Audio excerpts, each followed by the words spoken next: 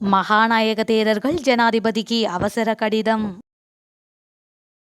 தமிழ் மக்கள் நிம்மதியாக வாழ ராஜபக்ஷக்களே காரணம், மஹிந்த சூளுரை. ரணிலுக்கு ஆதரவு வழங்க தயார், நிபந்தனைகளை கூறிய சம்பந்தன்.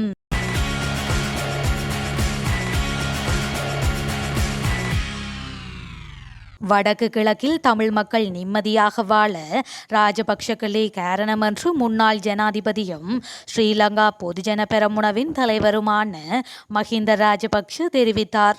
சமகால அரசியல் நிலவரம் தொடர்பில் தென்னிலங்கை ஊடகம் ஒன்றுக்கு கருத்து தெரிவிக்கும் போதே அவர் மேற்கண்டவாறு கூறினார். அவர் மேலும் தெரிவிக்கையில், பிரபாகரன் தலைமையிலான தமிழீழ விடுதலை புலிகளின் பயங்கரவாத போராட்டத்தால் இந்த நாட்டில் மூவின மக்களும் பாதிக்கப்பட்டார்கள். அதில் தமிழ் மக்கள் பெரிதும் பாதிக்கப்பட்டார்கள். 2009ஆம் ஆண்டு விடுதலை புலிகளின் பயங்கரவாத போராட்டத்துக்கு நாம் முடிவு கட்டிய பின்னர் தமிழ் மக்கள் நிம்மதியாக வாழ்கின்றார்கள். ஆனால் அவர்களை வைத்துக்கொண்டு இங்குள்ள தமிழ் அரசியல்வாதிகளும் வெளிநாடுகளில் வாழும் புலிகளின் ஆதரவாளர்களும் சுயலாப அரசியலை நடத்துகின்றனர். இது கவலையை ஏற்படுத்தும் விடயம். அவர்கள் தமிழ் மக்கள் மீது போராட்ட சிந்தனையை தூண்டினாலும் அந்த மக்கள் மீண்டும் போரை விரும்பவில்லை. நிம்மதியான வாழ்க்கையே அவர்களின் விருப்பம். அதை நாம் அவர்களுக்கு 2009ஆம் ஆண்டு போர் முடிவுக்கு வந்தவுடன் ஏற்படுத்தி கொடுத்துவிட்டோம். வடக்கு கிழக்கில் ராஜபக்ஷக்களை ஆதரிக்கும் தமிழ் உறவுகள் பலர் உள்ளனர். அவர்களுக்கு நாம் என்றும் நன்றி கூறுவோம். எதிர்வரும் தேர்தல்களில் வடக்கு கிழக்கில் ஸ்ரீலங்கா பொதுஜன பெரமுனவின் வாக்கு வங்கியில் சரிவு ஏற்படாது. வளமை போன்று எமக்குரிய வாக்குகள் கிடைக்கும். மொட்டு கட்சியின் வெற்றியில் தமிழ் மக்களின் பங்களிப்பும் முக்கிய இடம் வகிக்கும் என்று அவர் மேலும் குறிப்பிட்டுள்ளார். பௌத்த மதத்தின் மீது தவறான கருத்துக்களை பரப்பி பௌத்த தத்துவம் மற்றும் கலாச்சார விழுமியங்களுக்கு தீங்கு விளைவிக்கும் நபர்களுக்கு எதிராக சட்டத்தை நடைமுறைப்படுத்துமாறு ஜனாதிபதியிடம் கோரிக்கை விடுக்கப்பட்டுள்ளது. மகாநாயக தேரர்கள் கடிதம் ஒன்றின் மூலம் ஜனாதிபதியிடம் இந்த கோரிக்கையினை முன்வைத்துள்ளனர். கடந்த சில நாட்களாக நாட்டில் இடம்பெற்ற பல சம்பவங்களை அடிப்படையாக கொண்டு இந்த கடிதம் அனுப்பப்பட்டுள்ளதாக தெரிவிக்கப்படுகின்றது. வடக்கு கிழக்கு தமிழ் மக்கள் தொடர்பில் ரணில் விக்ரமசிங்க வழங்கிய வாக்குறுதிகளை நிறைவேற்றினால் அவரது அரசுக்கு ஆதரவு வழங்க தயார் என தமிழ் தேசிய கூட்டமைப்பின் தலைவர் ரா சம்பந்தன் தெரிவித்ததாக செய்திகள் வெளியாகியுள்ளன. அந்த செய்தியில் சம்பந்தன் கூறியதாக மேலும் குறிப்பிடப்பட்டுள்ளதாவது, கடந்த காலங்களில் நாட்டின் ஒவ்வொரு ஆட்சியாளர்களும் தமிழ் மக்களின் பிரச்சினைகளுக்கு தீர்வை வழங்குவதற்காக தைப்பொங்கலையும் சிங்கள தமிழ் புத்தாண்டையும் தெரிவு செய்திருந்தனர். எனினும் தமிழ் மக்களுக்கு எந்த ஒரு தீர்வையும் பெற்றுக் கொடுக்கவில்லை. இந்த நிலையில் ஒவ்வொரு தைப்பொங்கலையும் தமிழ் சிங்கள புத்தாண்டையும் தமிழ் மக்கள் மிகவும் எதிர்பார்ப்புடனே கடந்து சென்றுள்ளனர். இந்த தடவை தைப்பொங்கல் காலத்தில் வடக்கு கிழக்கில் உள்ள தமிழ் மக்களுக்கு நம்பிக்கையூட்டும் வேலை திட்டத்தை முன்னெடுக்க உள்ளதாக ரணில் விக்ரமசிங்க கூறியுள்ளார். அதற்கு ஏற்ற முறையில் அவர் செயற்படுவார் என நம்புகின்றோம். ரணில் விக்ரமசிங்கவுக்கு வடக்கு கிழக்கு பிரச்சினைகளுக்கு தீர்வு காண வேண்டும் என்ற ஆசை அன்றிலிருந்து இருந்தது.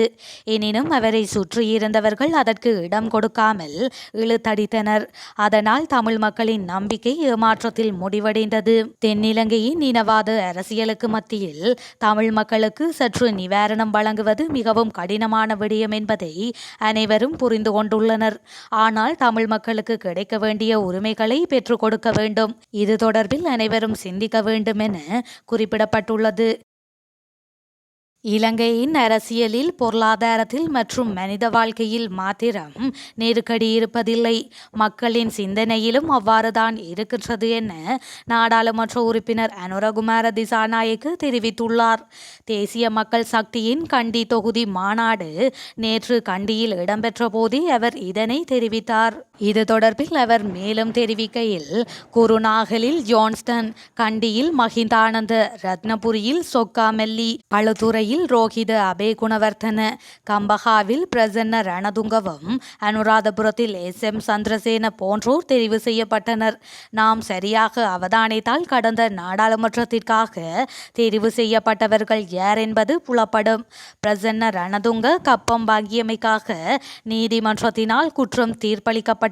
இவர்கள் பலவந்தமாக நாடாளுமன்றத்திற்குள் நுழைந்தவர்கள் அல்லர். நாட்டு மக்களின் வாக்குகளாலே இவர்கள் அனுப்பி வைக்கப்பட்டார்கள்.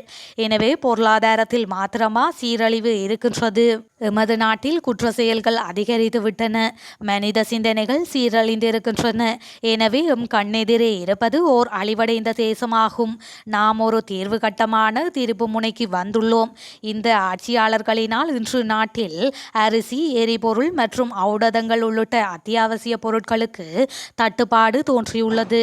கடன் செலுத்த முடியாத நாடாக மாறியிருக்கின்றோம். வாழ முடியாத ஒரு நாடாக இலங்கை மாற்றப்பட்டுள்ளது என்று அவர் மேலும் தெரிவித்துள்ளார். நாட்டில் பல்வேறு குற்ற செயல்களில் ஈடுபட்ட 42,248 பேரின் பெயர் பட்டியல் நாடளாவிய ரீதியில் உள்ள அனைத்து போலீஸ் நிலைய பொறுப்பதிகாரிகள் மற்றும் குற்றத்தடுப்பு பிரிவின் பொறுப்பதிகாரிகளுக்கும் அனுப்பி வைக்கப்பட்டுள்ளதாக போலீஸ் தலைமையகம் தெரிவித்துள்ளது.